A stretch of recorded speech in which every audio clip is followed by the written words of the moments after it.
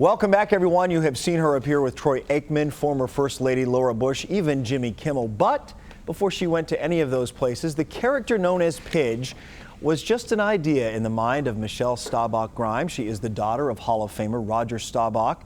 His wife Marianne is with us as well. She actually inspired the book to a point, and we'll talk about that in just a moment as the Staubach family joins us this morning to talk about Where's Pidge and their campaign to promote literacy. And Michelle, let's start with you and your mom here, because your mom inspired at least the nickname. Marianne, that was your nickname? That's correct. I grew up being Pidge until we got married. Then I became Marianne Staubach. Which is short for pigeon, because Right. you used to sort of, as a baby, sleep like a pigeon? Curled up. And my dad called me his little pigeon, and then it became Pidge. Yeah, so Michelle, this is the story of a young girl who's a middle child and how she feels maybe not as important or overlooked, and there are many children who can relate to that, you know, the middle child syndrome we hear. Where did the idea come from for you? I was raised really as a middle child. I'm the second, but there was 3 of us born while my dad was still in the military, and then there's a 6-year gap, and then my other brother and sister. So I think I was a middle child, just a big family, and the setting is a middle child. But when I talk to kids, I also like to tell them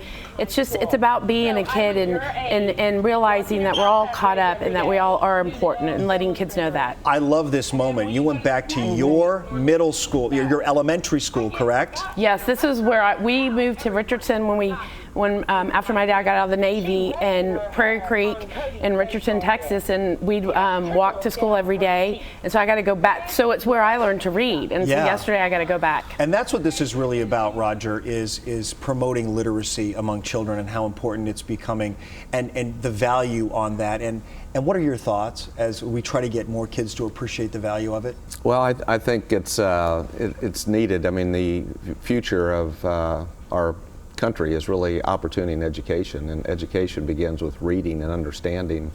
And you know, Michelle went to law school, and she's always been good at writing. Yeah. And this was her idea to also tie in the fact that she was a middle child, and she was a fun middle child there for a while. Then we had 2 more on Texas soil, but she has done a great job on really bringing in the, you know, young kids today feel that they can be left out, and that you know what goes on in those little minds. In so many ways, not just being a middle child, but you can feel if you're different in any way, like you're overlooked or you're not. So that's the point. There's a message in the book. There's a really great theme there. And you raised a brood of kids. Well, I was an only child too. But, as am I, yeah. But I met Pidge in the 4th grade too. So is that true? Yeah. Yes, we went to grade school together. I didn't like girls to the 8th grade, but I met her in the 4th grade. Why did you say that? So between 4th and 8th grade, she was just your sidekick, your buddy? She was sat in front of me in class, and I would stick her pigtails into the inkwell.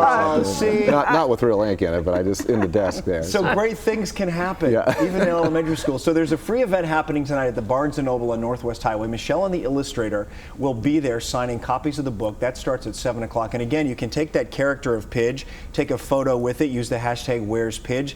Keep the movement going. This is about helping children read and giving access for children to books, because as we know, not every child has equal access to books. And before we go, we'd be remiss if we didn't talk Cowboys, Roger, and some of the developments and things that are happening. DeMarco Murray going to Philly. What were your thoughts? Well, the salary cap is a little confusing in free agency.